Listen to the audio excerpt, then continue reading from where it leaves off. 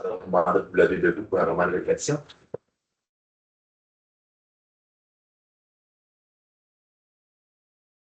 Merci. Vous pouvez s'asseoir.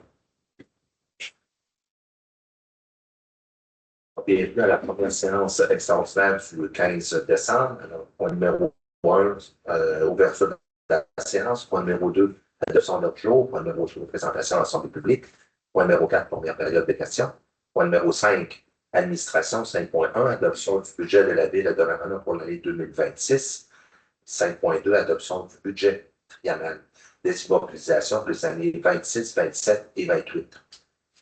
Point numéro 6, législation et grève. 6.1, adoption du règlement B635 imposant les taxes et compensations pour l'année 2026. 6.2, adoption du règlement numéro V637 décrétant la tarification pour différents services de la Ville pour l'année 2026.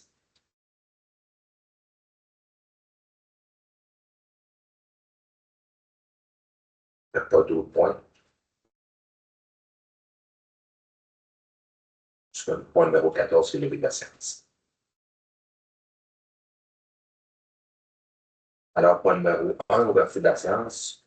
Un point.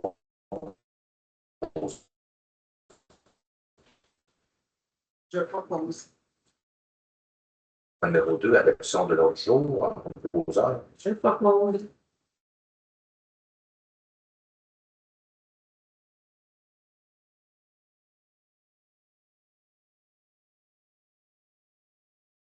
Première période de questions. Est-ce qu'on a des questions en ligne? Donc, les gens avaient comme l'habitude avec jusqu'à 15 heures cet après-midi. On n'a pas eu de questions en ligne. Par contre, je vais prendre ces premières minutes-là pour revenir sur des questions qui ont été posées lors de la présentation du budget de lundi dernier. Les gens là, qui nous écoutent, là, si vous voulez revoir cette séance-là, la séance du 8 décembre, elle est en ligne là, depuis mercredi dernier. Donc, vous allez sur le site de la Ville et vous êtes en mesure de pouvoir aller la réécouter. On avait eu la première question qui était à savoir, l'an passé, on avait décidé d'implanter un fonds réservé pour le déneigement afin de pallier aux années, en fait, pour éviter que d'une année à l'autre, il y ait trop de variations dans les périodes de déneigement. Et ça avait été le choix du conseil de dire, on se crée une réserve en tant que telle. Et oui, on a vraiment un fonds réservé qui est un projet, c'est un surplus affecté qui a été créé au mois de juin dernier. Donc, cette réserve-là, elle est là. Et elle ne peut pas être utilisée pour autre chose que le déneigement. Donc, il y avait une problématique. On avait à refaire des trottoirs, n'importe quoi, mais on ne peut pas se servir de cette somme-là. C'est vraiment réservé exclusivement pour le déneigement. Donc, c'est un 125 000 qui est dans le surplus affecté. On a eu également une autre question d'un citoyen qui était à savoir le pourcentage entre, sur l'ensemble de nos conduites de la ville, quel était le pourcentage de nos conduites qui sont unitaires versus le pourcentage de nos conduites qui sont séparées. Et je vous dirais même personnellement, quand même, à ma grande surprise, de façon positive, sur l'ensemble, on a 47 km de conduite, de longueur de conduite. Et là-dessus, on a 20 qui sont des conduites unitaires. Donc, on a 80 de conduites qui sont séparées. Je dirais que la partie qui reste unitaire, c'est essentiellement, c'est les parties qui ont été refaites entre 1995 et 2017 environ, donc entre le boulevard Saint-Laurent et la rue Saint-Joseph environ. Donc, tous les autres, le nouveau développement, les secteurs qui ont été faits là, dans les années 2010, là, les rues prolongement des rues Godin, Boisvert, Véro, tout ce secteur-là. La rue Notre-Dame, c'est déjà des rues qui sont séparées. Donc, c'est 20 80 date d'aujourd'hui. Et lorsqu'on va avoir refait les travaux sur Victorin l'an prochain, qui est un réseau unitaire qu'on va transformer en réseau en conduite séparée, on va tomber à 17 de réseau unitaire et 83 de réseau séparé, ce qui est un excellent ratio. Là, donc, je tenais à faire la précision. Et la dernière question qui nous a été posée, on ira chercher l'information. En fait, c'est pas de notre administration, mais c'est de l'administration de la Régie régionale de gestion des matières résiduelles de Portneuf. Donc, on nous avait demandé sur le 14,2 millions d'investissements d'investissement en immobilisation de la régie dans le plan triennal est un peu réservé, qui allait financer à même des emprunts, qui allaient être répartis sur la dette. Donc, je vous dirais que sur l'ensemble des projets qui sont inscrits, on a un total en 2026 de 745 893 $.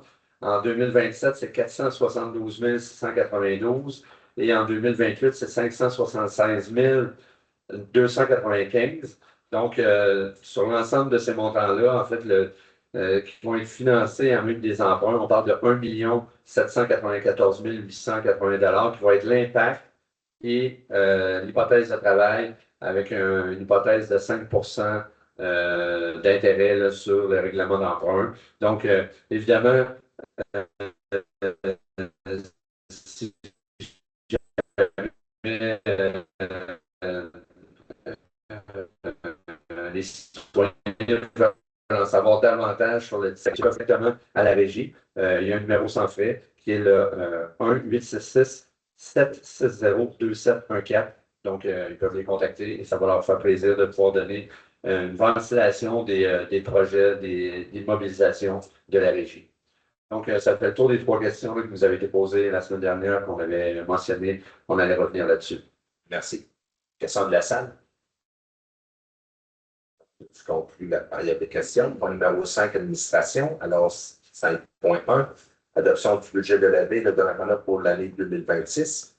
Alors, considérant que selon l'article 474 de la loi sur le cités et villes, le conseil municipal doit préparer et adopter le budget de la ville avec prévoyant des revenus au moins égaux aux dépenses qui y figurent.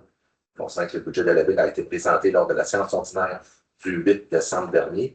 Alors, la résolution que le conseil municipal adopte le budget pour l'année 2026 de la ville de Donnacona, qui prévoit des dépenses de 19 625 040 et des revenus équivalents. Alors, j'ai besoin d'un proposeur. Je propose. Quelqu'un est contre. Alors, 5.2, adoption du budget triennal des immobilisations pour les années 2026, 27 et 28.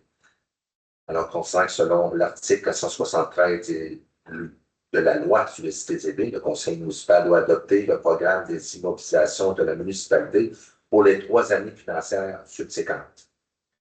Considérant que le programme triennal des immobilisations de la ville a été pour les années 2026, 27 et 28 ont été présentés lors de la séance ordinaire du Conseil le 8 décembre dernier également. Alors, la résolution que le Conseil municipal adopte le budget triennal des dépenses en immobilisation pour les années 2026, 27, 28, tel que déposé. Alors, en proposant. Je propose. Quelqu'un contre?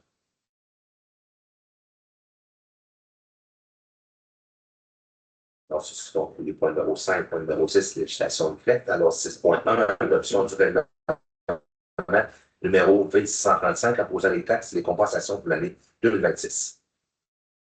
Donc, suivant l'adoption du budget, donc la ville aura le règlement d'imposer des taxes, d'imposer et de prélever des taxes, d'exiger des compensations, c'est que certains tarifs.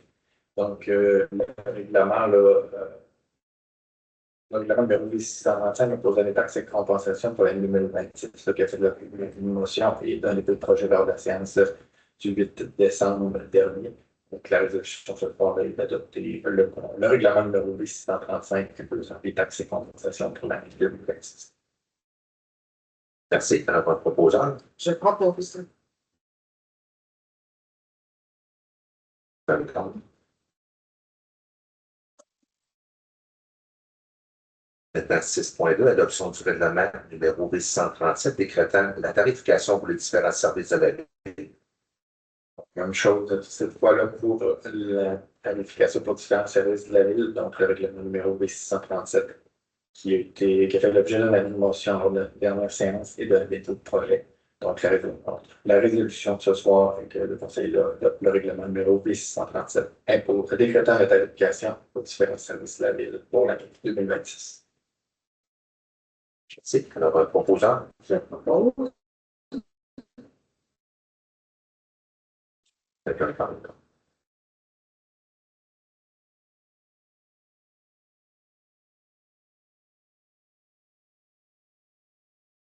Point numéro 11, deuxième période de questions.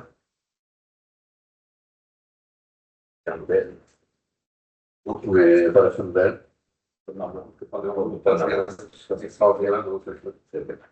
Alors, point numéro 14, lever la séance entre la proposante. Je propose.